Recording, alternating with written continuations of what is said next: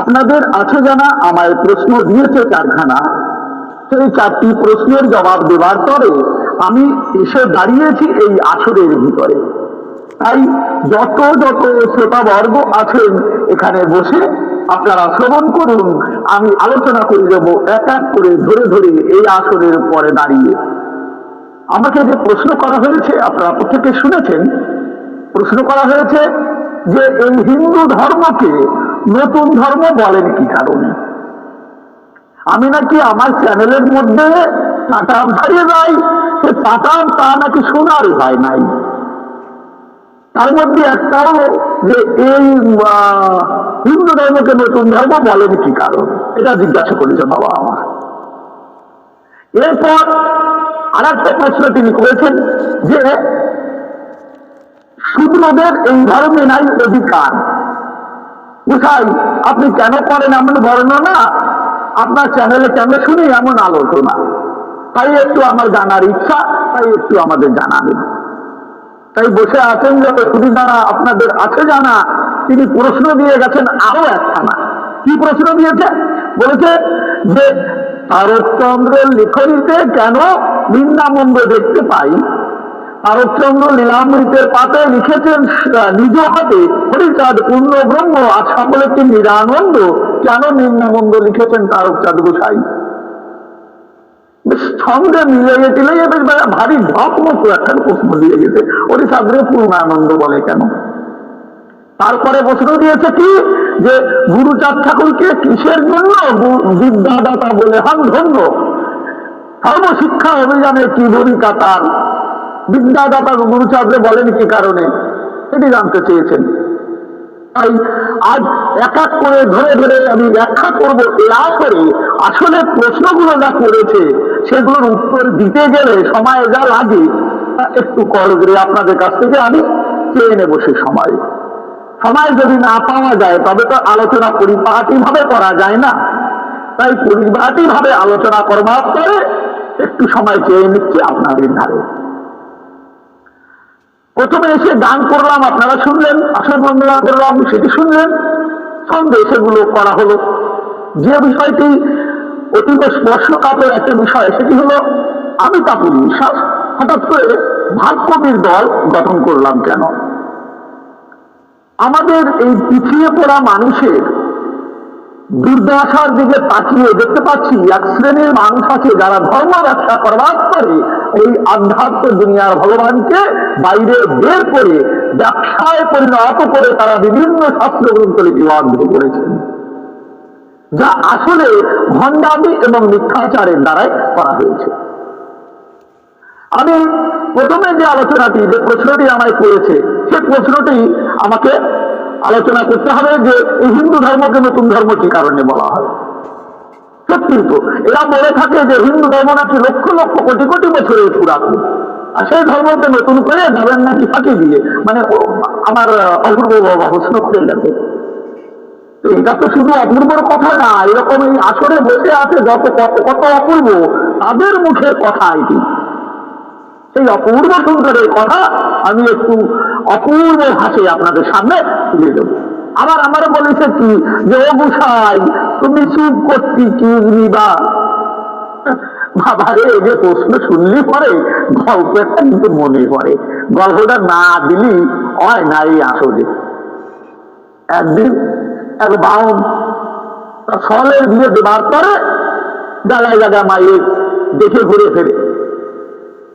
কন্যা এক জায়গায় হয়েছে স্থির, সেই মেয়ে দেখবার পরে ছেলেকে সঙ্গে করে নিয়ে চলেছে সেই মেয়ের বাড়ি। মেয়ের বাড়ি যাওয়ার পরে ভালো মন্দ খাবার সেটা জোগাড় করে। মেয়ে দেখতে আসলে পরে আপনাদের আছে জানা, সেখানে তো খাবার দাবার কম দেয় না, তার ঘরে একটু ব্রাহ্মণ বুঝে কথা। এখন সে বামন, সেই বাড়ির এই বামনে তো আপনাদের সকলের হাতে যারা পায় আমি কপাল ধরা, বাকি সব ফাঁকা, একেবারে সবটু খোল, এটা খাতি হারে জন্মের খাওয়া। তাই সে বাড়িতে ডাল করেছে মাছের মাথা দিয়ে, মাথা ঘন্ট।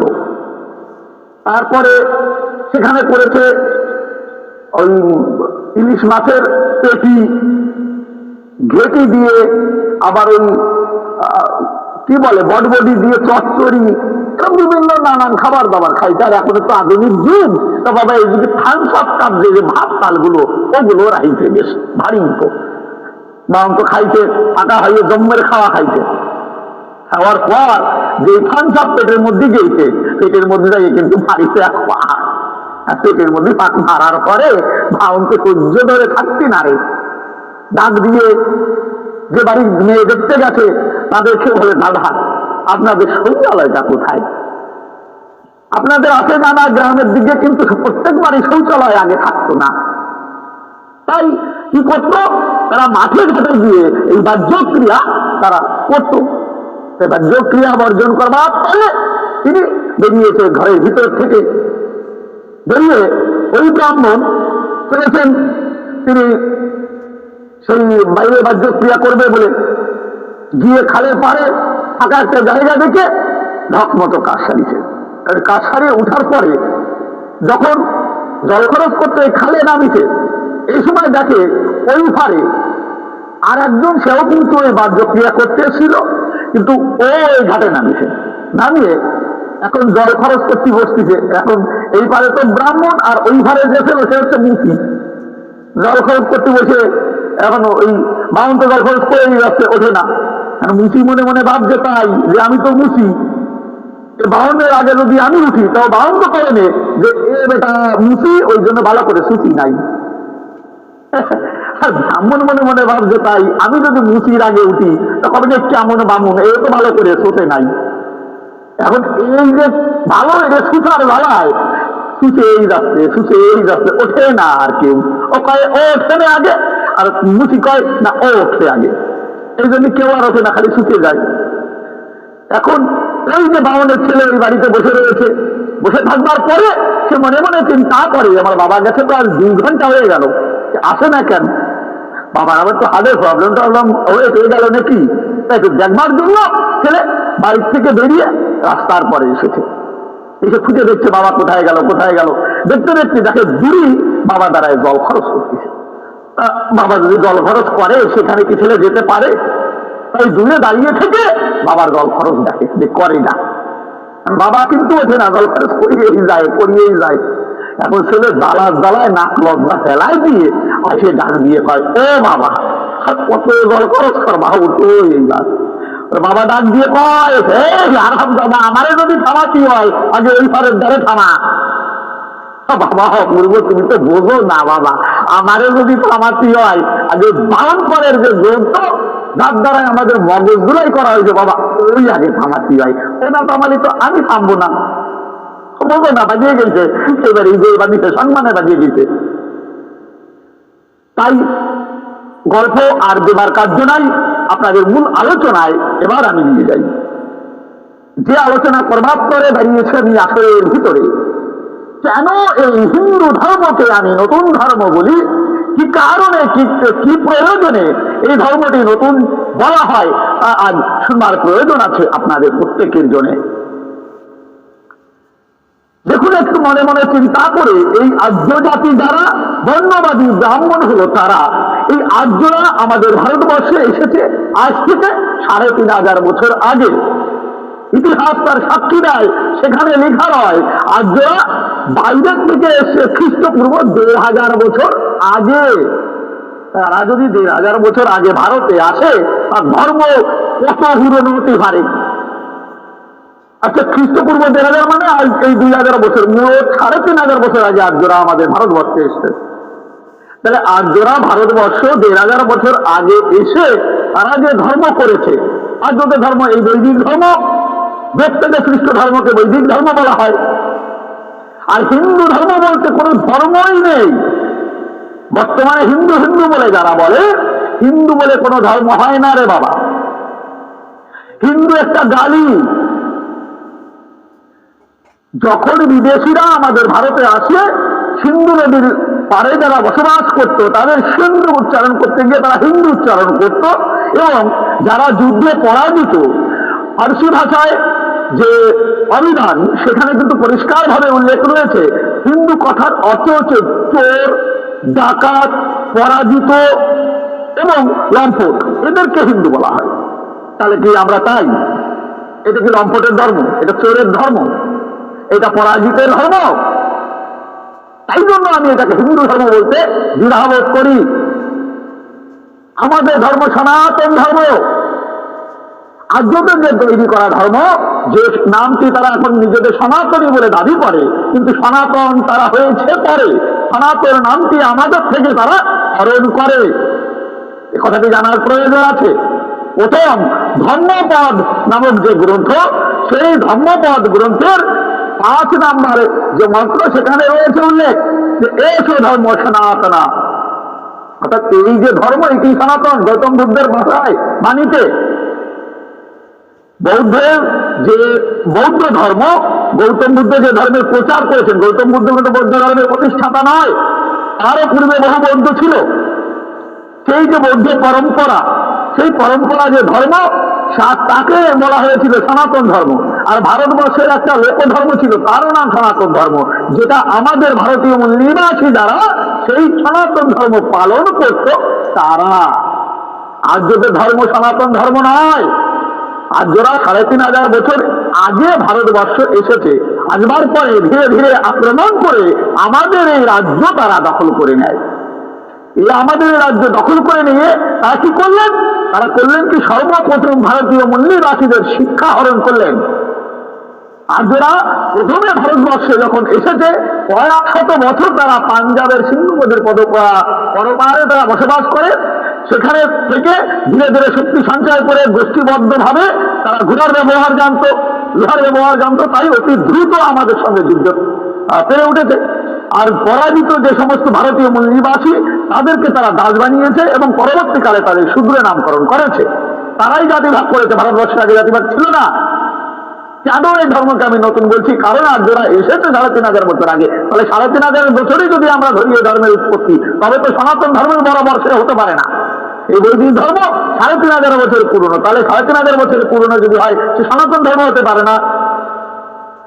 এরপরে দেখবো, এই যে আর্যভাষী যারা গ্রন্থ রচনা করেছে, তাদের যে ভাষা, সেই ভাষাটা কি? তাদের ভাষা হচ্ছে সংস্কৃত ভাষা। তাহলে সেই সংস্কৃত ভাষা তৈরি হয়েছে কবে? সংস্করণ যে ভাষায় করা হয়েছে তার নাম সংস্কৃত, এটা আপনাদের প্রত্যেকের জানা আছে। তো এই যে আর্যদের মুখের যে ভাষা, তারা বিদেশ থেকে যখন এসেছিল, সেই ভাষাটি তখন তাদের যে মুখের ভাষা ছিল, সেটা ছিল হচ্ছে ইন্দো ইউরোপীয় ভাষা। সেই ইন্দো ইউরোপীয় ভাষা ভারতবর্ষের পালি প্রাকৃত ভাষার সঙ্গে মিশে গিয়ে একটা খিচুড়ি ভাষায় পরিণত হয়। সেই খিচুড়ি ভাষাকে সংশোধন করবার পরে পাণিনি সর্বোচ্চ চেষ্টা করে। পাণিনি সেই চেষ্টা করে সংশোধন করে তিনি একটা গ্রন্থ লিখলেন, অষ্টাধ্যায়ী। তাদের মুখের যে ভাষা, অর্থাৎ পালি প্রাকৃতের সঙ্গে মিশে গিয়ে ইন্দো ইউরোপীয় ভাষা, যাদের মুখে একটা খিচুড়ি ভাষা তৈরি হয়, যে খিচুড়ি ভাষাটিকে পরবর্তীকালে সংশোধন করে সংস্করণ করে যে ভাষার রূপ দেয় পাণিনি, তার নামই হচ্ছে সংস্কৃত। তাহলে পাণিনির সময়কাল কবে, এটা যদি জানা যায়, তাহলে বোঝা যায় সংস্কৃত ভাষা কবে তৈরি হয়। কি বাবা মারা, তাই তো নাকি? তাহলে পাণিনিকে নিয়ে বিতর্ক রয়েছে ইতিহাসে। কেউ বলে খ্রিস্টপূর্ব ৫ম শতাব্দীর মানুষ পাণিনি, আবার কেউ বলে খ্রিস্টাব্দ ৫ম শতাব্দীর মানুষ। অর্থাৎ ১০০০-এর একটা গ্যাপ এখানে দেখা যায়। শুনে বাবা অপূর্ব, এটাও তোমাদের জানা দরকার, না জানলে কথা প্রশ্ন করা যায় না। প্রশ্ন তো একটা করে ফেলাইছো আমার চ্যানেলের আলোচনা, ঠিক আছে, ভালো হয়েছে। আমার আসলে যে সমস্ত বাবা মারা রয়েছে তারা অন্তত জানতে পারবে আমাদের ইতিহাসটা কি। তো বিষয়টা পাণিনির সময়কাল আমরা যদি খ্রিস্টপূর্ব ধরে নিই ৫ম শতাব্দী, একদম গিফট দিয়ে দিই, আমরা যদি একেবারে পুরস্কার হিসাবেও যদি আমরা দান করি, তবে আমরা দেখতে পারি যে সনাতন ধর্মের বরাবরই কিছুতেই হতে পারে না এই বৈদিক ধর্ম। আজ থেকে ২৫০০ বছর আগে তাদের এই সংস্কৃত ভাষার আবির্ভাব হয়েছে। সেই ভাষার কত পুরনো গ্রন্থ লিখতে পারে তারা, আর যদিও তারা লেখাপড়া জানতো না সেইভাবে। এরা কি করতো? গুরু পরম্পরা মুখে মুখে মনে রাখতো। হ্যাঁ, এক গুরু থেকে আরেক গুরু, আরেক গুরু থেকে আরেক গুরু, এইভাবে শুনে শুনে তারা কিন্তু মনে রাখতো এই সমস্তগুলো। এখন সকলের স্মৃতি তো সমান হতে পারে না। যদি পৃথিবীর ইতিহাস গ্রন্থ আপনারা দেখেন পরে সেখান থেকে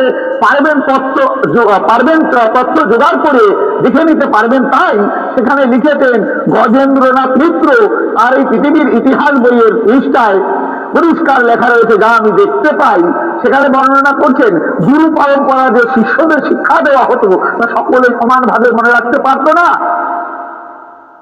তাহলে যা সকলে মনে রাখতে পারে না, একে অপরের স্মৃতি থেকে আর এক স্মৃতিতে যখন বাহিত হয়, হতে গিয়ে বিভিন্ন রকম কুসংস্কার তার মধ্যে ঢুকে যায়।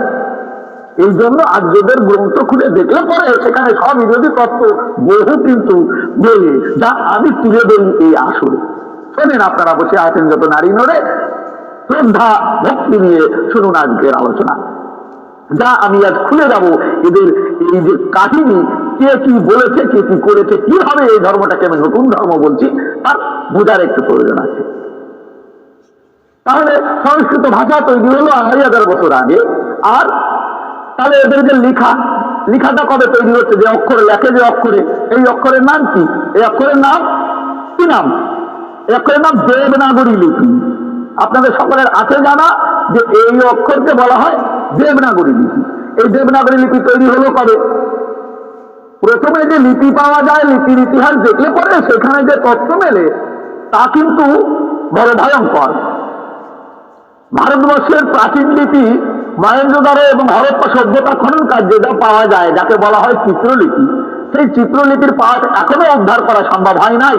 তবে ঐতিহাসিকগণরা চিন্তা করেন, যা আমি খুলে বলবো এই আসরে তা, যে ঐতিহাসিকগণরা মনে করেন এই যে মহেঞ্জোদারো এবং হরপ্পা সভ্যতা থেকে যে প্রাপ্ত শিলমোহর, তাতে যে লিপি লেখা হয়, চিত্রলিপি তারে কয়, সেই চিত্রলিপির বিবর্তনের হাত ধরে এসে ধর্মলিপিতে পরিণত হয়। যে ধর্মলিপির নাম ব্রাহ্মণ সমাজ, অর্থাৎ ব্রাহ্মণরা নামকরণ করেছে ব্রাহ্মী লিপি। হ্যাঁ, তো এই যে ব্রাহ্মী লিপি, এই ব্রাহ্মী লিপি যদি আমরা নামকরণ করি, প্রথম লিপি লেখা লিপি হচ্ছে ব্রাহ্মী লিপি। ব্রাহ্মী লিপিতে লেখা কোন সংস্কৃত ভাষার গ্রন্থ আজও পর্যন্ত পাওয়া যায়নি। পাওয়া গেছে কি? অশোকের লেখা প্রাকৃত ভাষায়, অশোকের লেখা ওই ব্রাহ্মী লিপিতে বা ধর্মলিপিতে লেখা পাথরের গায়ে যে শিলমোহর পাওয়া গেছে, শিলা লিপিগুলো যেগুলো পাওয়া গেছে, তার পাঠ উদ্ধার করা গেছে। এবং যদি আপনারা ইতিহাসের দিকে লক্ষ্য করেন, সেখানে দেখতে পাবেন যে সংস্কৃত ভাষাটা ২য় শতাব্দী ৩য় শতাব্দীতে এসে প্রাকৃতের সঙ্গে এবং পালির সঙ্গে সংমিশ্রণ হচ্ছে। কোনো কোনো জায়গায় লিপি উদ্ধার হচ্ছে যে সংস্কৃত ভাষায় ব্রাহ্মী লিপিতে লেখা কিছু কিছু শিলমোহর পাওয়া যাচ্ছে, বা কিছু কিছু শিলালেখ পাওয়া যাচ্ছে, যাকে শিলালেখ বলে। সেই শিলালেখগুলো কিন্তু নিয়ে রিসার্চ করে দেখেছেন ইতিহাসগণরা যে খুব বেশি হলে ১৬-১৭০০ বছর আগে এই যে সংস্কৃত ভাষা, কিন্তু অক্ষর যেটি, অক্ষরটা কিন্তু আবার ব্রাহ্মী লিপি। এবার ব্রাহ্মী লিপির পরিবর্তন হচ্ছে। অশোক যখন লিখত তখন সেটাকে বলা হয় অশোক লিপি, কুষাণরা যখন লিখত তখন কুষাণ লিপি, যখন আরো অন্য অন্য সম্রাটরা লিখেছে সেই সব সম্রাটের নামে প্রভাবিত হয়ে আর সামান্য সামান্য পরিবর্তন হচ্ছে, তখন অক্ষরগুলো থেকে একটু গ্রেটার চেঞ্জ হচ্ছে। তো তখন থেকে তার নামকরণ করা হয়েছে, যে যে সম্রাট ছিল তার সেই সম্রাটের নামকরণে করা হয়েছে। একবার আপনারা ভেবে দেখবেন মনে মনে, এই সংস্কৃত অক্ষর তারা কিন্তু নিজেরা আবিষ্কার করতে পারি নাই। এটা এসে কবে? কুটির লিপি থেকে। কুটির লিপি থেকে ৯ম শতাব্দী থেকে নিয়ে একাদশ শতাব্দী পর্যন্ত এই ২০০ বছর ধরে বিকশিত হয়েছে এই দেবনাগরী লিপি। কুটির লিপি থেকে বাংলা লিপি বেরিয়েছে, কুটির লিপি থেকে দেবনাগরী লিপি বেরিয়েছে। অনেকে বলে থাকেন সংস্কৃত থেকে বাংলা এসছে, কিন্তু না, আজ ক্লিয়ার করে দিলাম আপনাদের। বাংলা যেমন বেরিয়েছে দেবনাগরী লিপি, বাংলা যেমন বেরিয়েছে হচ্ছে আপনার কুটির লিপি থেকে, ঠিক তদ্রূপ ভাবে এই দেবনাগরী লিপি যেটি, অর্থাৎ সংস্কৃত লেখা হয় যে লিপিতে, যে সমস্ত শাস্ত্র গ্রন্থ আমরা যা দেখি সংস্কৃত লেখা যে অক্ষরগুলো, তাকে বলা হয় দেবনাগরী লিপি, তা বেরিয়েছে হচ্ছে কুটির লিপি থেকে। তবে ৯ম থেকে একাদশ, এই মধ্যে তার বিবর্তনের সময় লেগেছে। একাদশ শতাব্দীতে যে লিপি পরিণত পর্যায়ে যে গঠন হয়, সেটি এখনো পর্যন্ত দেখা যায়। সেই লিপি আজ থেকে তার মানে 900 বছর আগে দেবনাগরী লিপি এসেছে এই ভূভাগে। সেই লিপিতে শাস্ত্র গ্রন্থ রচনা করে এরা যদি বলে লক্ষ লক্ষ বছর আগের এই গ্রন্থ, এই মানা যায়? আচ্ছা, আমরা যদি তর্কের খাতিরে ধরে নিই, আর যারা বিদেশ থেকে আসেনি তারা এই ভারতবর্ষেরই সন্তান, তবু কিন্তু রাম এবং কৃষ্ণকে ইতিহাসের নিদর্শনে নাহি থাকে, এ আপনারা যদি পড়ে থাকেন জানতে পারবেন সকলে। রামচন্দ্রের কথা কি রয়েছে? সত্য, ত্রেতা, দ্বাপর, কলি 4টি যুগ হয়। এর মধ্যে ত্রেতা যুগ যেটি, সেখানে জন্মগ্রহণ করেছেন রামচন্দ্র। এটা আপনাদের সকলেরই জানা আছে। ত্রেতা যুগের বয়স কত? প্রত্যেকটা যুগের বয়স যদি ভাগ করা হয় তাহলে এদের চালাকি কিন্তু ধরা পড়ে যায়। এটা কিন্তু মিথ্যা কথা নয় রে বাবা। মনে মনে একটু চিন্তা করুন আপনারা, মনে মনে কেন জোরে জোরেও আপনারা চিন্তা ভাবনা করে দেখতে পারেন আমি যে কথাগুলো বলি। শাস্ত্রে রচনা করেছে সত্য, ত্রেতা, দ্বাপর, কলি, প্রত্যেকটা যুগের বয়স এবার আপনাদের সামনে একটু খুলে বলি। সত্য যুগের বয়স হচ্ছে 17,28,000 বছর। ত্রেতা যুগের বয়স হচ্ছে 12,96,000 বছর। আর দ্বাপর যুগের বয়স 8,64,000 বছর। কলি যুগের বয়স 4,32,000 বছর। তাহলে কলি যুগের বয়স যদি 4,32,000 বছর, আর এই পর্যন্ত কত বয়স হয়েছে শাস্ত্র অনুযায়ী দেখলে পরে সেখানে যে তথ্য মেলে, সেখানে যে পাওয়া যায় যে কলি যুগের বয়স সবে মাত্র 5,000 বছর হয়। 5,000 বছর আগে কৃষ্ণ ছিল, দ্বাপর যুগের কৃষ্ণ, আর ত্রেতা যুগে রাম ছিল। আমরা যদি ধরে নিই রামচন্দ্র ত্রেতা যুগের অন্তিম ভাগে জন্মগ্রহণ করে এই ভূভাগে, তাহলে আমরা যে দ্বাপর যুগটি পুরো নিতে হয়। দ্বাপর যুগের আয়ু কত বললাম? 8,64,000 বছর। 8,64,000 বছর যদি দ্বাপর যুগের আয়ু হয়, তাহলে 8,64,000 সঙ্গে এই কলিযুগের যে 5,000 বছর বয়স হয়েছে, তাই যদি আমরা যোগ করে নিই তাহলে কত দাঁড়ায়? 8,69,000 বছর। 8,69,000 বছর আগে রামচন্দ্র নাকি জন্ম নিয়েছিল এই ভারত ভূভাগে। এটি মানা যায়? হয় এই শাস্ত্র মিথ্যাচার করছে। রাম জন্ম নিয়েছে মাত্র 1,500 বছর আগে। রামায়ণের যে পোশাকের কথা বলে, রেশমের বস্ত্র, তাদের যে প্রাসাদের কথা বলে, তাদের যে খাওয়া দাওয়া, তাদের যে চলন বলন, তাদের যে মানে আধুনিকতা দেখা যায় রামায়ণে, বাল্মীকি রামায়ণের পাতা খুলে দেখলে পরে সেখানে যে নিদর্শন মেলে, তাতে কিন্তু আপনারা বুঝতে পারবেন যে আজ থেকে 1400-1500 বছর আগেই এমন আধুনিক মানুষ হয়েছে। তার আগে কিন্তু অতটা ছিল না।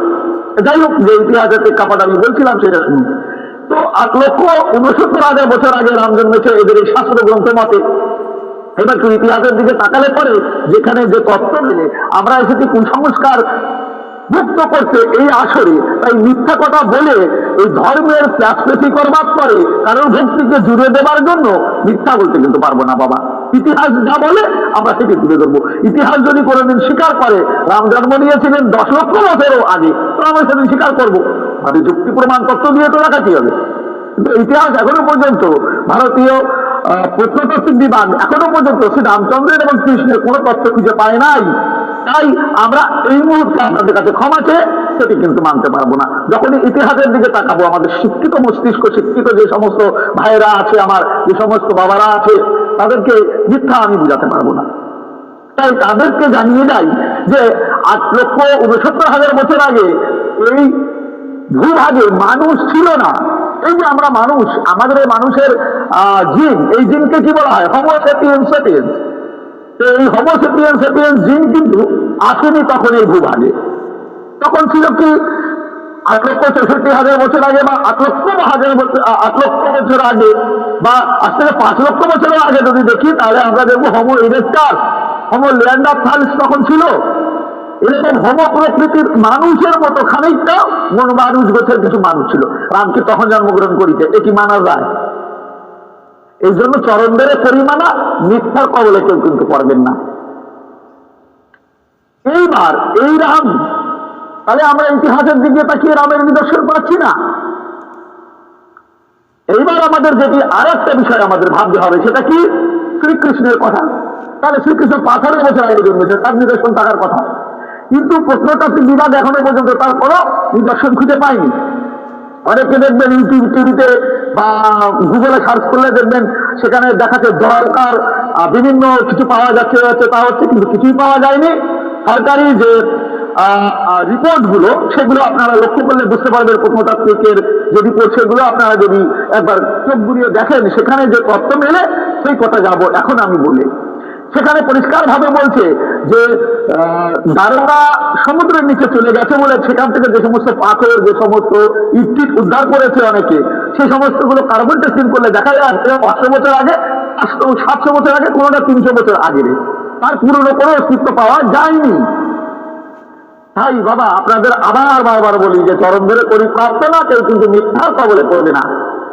এই নবশূদ্র সিংহ সাধক তারা ভেড়ার দলের সঙ্গে মিশে ভেড়ার মতো রীতি যেন না নেয়। তাই এই এদের ভিতরে শক্তি, সিংহের যে শক্তি, সেটা জাগরণ করবার পরে আমি দাঁড়িয়েছি আসরের ভিতরে, দাঁড়ে দাঁড়ে করেছি আমি দমন।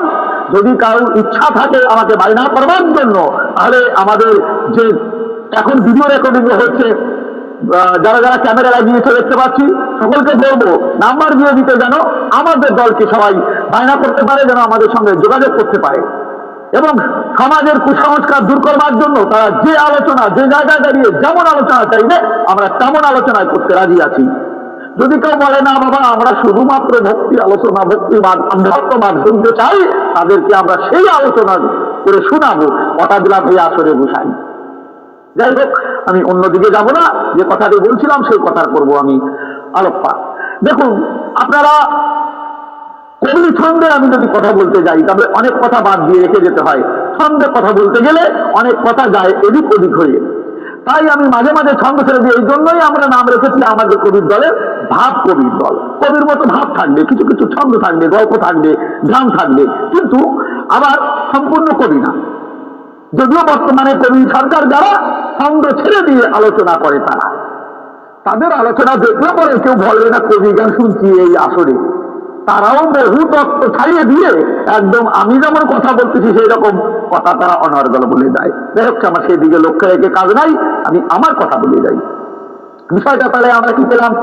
রামচন্দ্রের জন্ম 8,69,000 বছর আগে হতে পারে না, তাহলে শাস্ত্রে তারা মিথ্যাচার করছে সময় নিয়ে তাদের ধর্মকে পুরনো দেখাবার জন্য। আচ্ছা, শ্রীকৃষ্ণের কথা 5,000 বছর আগে যদি সে জন্ম নিয়ে থাকে দুভাগে, তাহলে সেখানে কোনো তথ্য পাওয়ার দরকার, সেখানেও পাওয়া যায় না, কোনো এভিডেন্স নেই সরকারের কাছে। আপনাদের যাদের সন্দেহ হয়, যারা শিক্ষিত মানুষ যারা আছেন তাদের কাছে একটা অনুরোধ করব, ভারত সরকারের প্রত্নতত্ত্ব বিভাগের কাছে আপনারা আরটিআই করুন। আরটিআই করে জানতে চান যে এর ব্যাপারে কোনো সার্ভে কি হয়েছে, সেই ব্যাপারে আমাকে জানান। তো সরকার আপনাকে সে তথ্য দিতে বাধ্য থাকবে। আরটিআই করলে আপনারা বিস্তারিত পেয়ে যাবেন, সরকারি ডকুমেন্ট সবাই পাবেন। আমার আরটিআই করা রয়েছে, আমার কাছে যদি কারো ইচ্ছা হয় দেখে যেতে পারেন, আমার কাছেই রয়েছে সেই আরটিআই করা রিপোর্ট। এই জন্য জোর গলায় আমি কথা বলতে পারি। আমি পড়াশোনা করি, ইতিহাসের পরে আমার যথেষ্ট দখল রয়েছে, 60খানার উপরে ইতিহাস পড়ে আমি তারপরে আমার একটা বই লিখেছি, শাস্ত্র ছাড়া জাতির অজানা ইতিহাস। খুব তাড়াতাড়ি প্রকাশ হয়ে যাবে। এরপরে আমরা যে আসরে যেখানেই যাব আমাদের কাছে সমস্ত গ্রন্থ থাকবে। আসর ভগবানের সন্ধানে এবং শ্রীহরি উপনিষদ আমাদের কাছে রয়েছে। যদি কারো প্রয়োজন হয়, আমাদের যে ছেলেপেলেরা বসে আছে তাদের কাছে এসে যোগাযোগ করুন, সেখানে আপনারা গ্রন্থ পেয়ে যাবেন। দেখবেন অনেক তত্ত্ব, অনেক কুসংস্কার থেকে আপনারা মুক্ত হতে পারবেন। এখানে গ্রন্থে বিজ্ঞাপন করতে আসি নাই, আসে দাঁড়িয়েছি এই আসরের ভিতরে প্রশ্নের উত্তর দেবার পরে। তো আমরা যদি পেলাম তাহলে কেন এদের ধর্মকে নতুন ধর্ম বলা হয়? তাদের লিপি নতুন, 1100 বছর আগের লেখা। খুব বেশি যদি আমরা প্রাচীন ধরে নিয়ে আসতে 900 বছর আগে সংস্কৃতের যে লিপি, দেবনাগরী লিপি, সেটি তৈরি হয়েছে। আর দেবনাগরী লিপি যদি তৈরি হয় 900 বছর আগে, তাহলে গ্রন্থ কি করে লাগবে তারও আগে। সে তো ভারী হাস্যকর বিষয় না? তাই এই যে গ্রন্থগুলো তারা খুব বেশি হলে, আমরা যদি খুব সময় বেশি ধরে নিই, 900 বছর আগে যদি সংস্কৃত লিপি তৈরি হয়, কারণ সেই লিপির তো 900 বছর আগে তৈরি হওয়ার সাথে সাথে সবাই শিখে যায়নি, তাই না? তা শিখতে হলে তো সময় লেগেছে, অন্তত আরো 200 বছর। তাহলে 700 বছর আগে পণ্ডিত সমাজে শিখেছে তাও এই লিপি।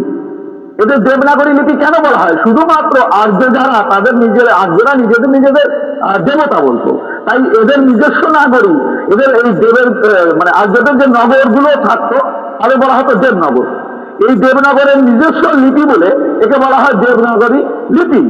অন্য কেউ অনার্য যারা, তারা এই লিপি পাঠ করার অধিকার ছিল না, তারা পড়ার অধিকার ছিল না, এবং তারা পড়তেও পারত না। এই জন্য এরা একটা আলাদা ভাষা নিজেদের তৈরি করে নিয়েছে। ভারতবর্ষে যে পালি ভাষা বা প্রাকৃত ভাষা, এ ভাষায় কিন্তু তাদের কোনো গ্রন্থ তারা লেখে নাই। আর এদের যে ধর্মগ্রন্থ, প্রাচীনতম সব থেকে ধর্মগ্রন্থ যেটি, সেটি হচ্ছে ঋগ্বেদ।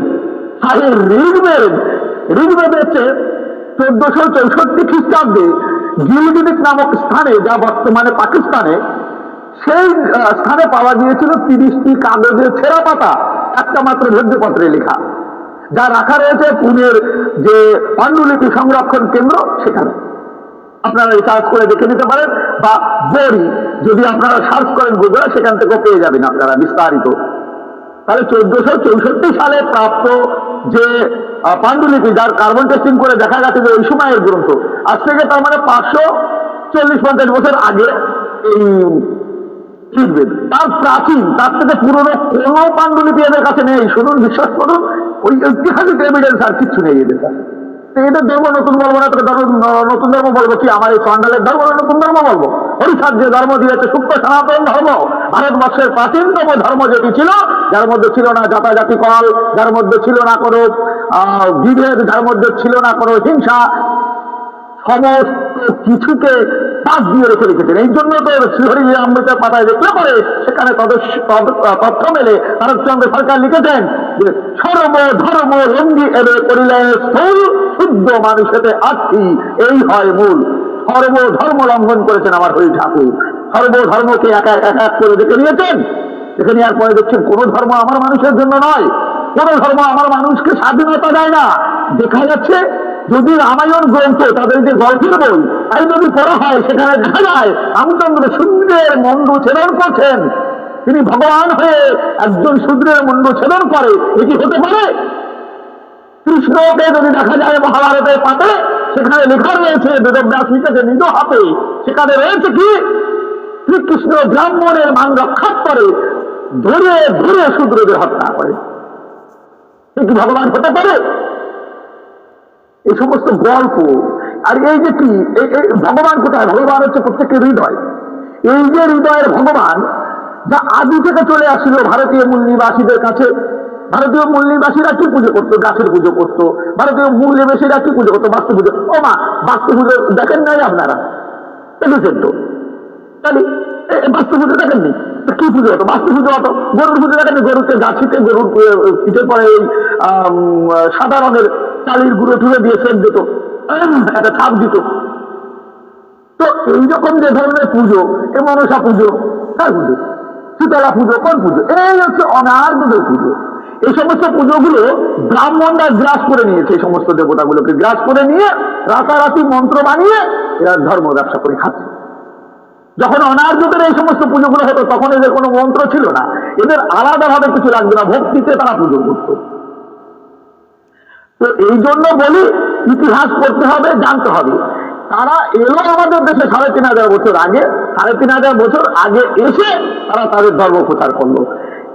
এই ধর্ম নাকি লক্ষ লক্ষ বছর আগে ঘোষণা। বাবা অপূর্ব, একটু পেরিয়ে চললো বাবা। আমার ছাত্র যদি এই লোকের মাঝে এইরকম প্রশ্ন করো বাবা, খালি তো লোকে খারাপ হবে, কবে না যে তাহলে বিশ্বাস কি এই শিখেছে নাকি?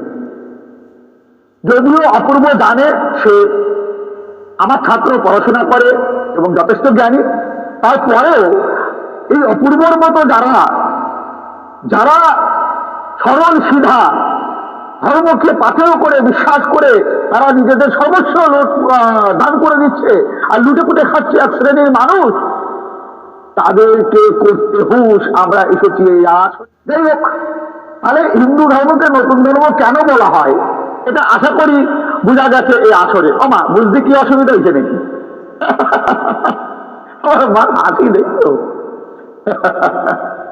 ওরে বাবা, এরা ৩,৫০০ বছর আগে আসিয়ে এদের ধর্ম ডারে লক্ষ লক্ষ বছরের আগে ধর্ম বানাচ্ছে।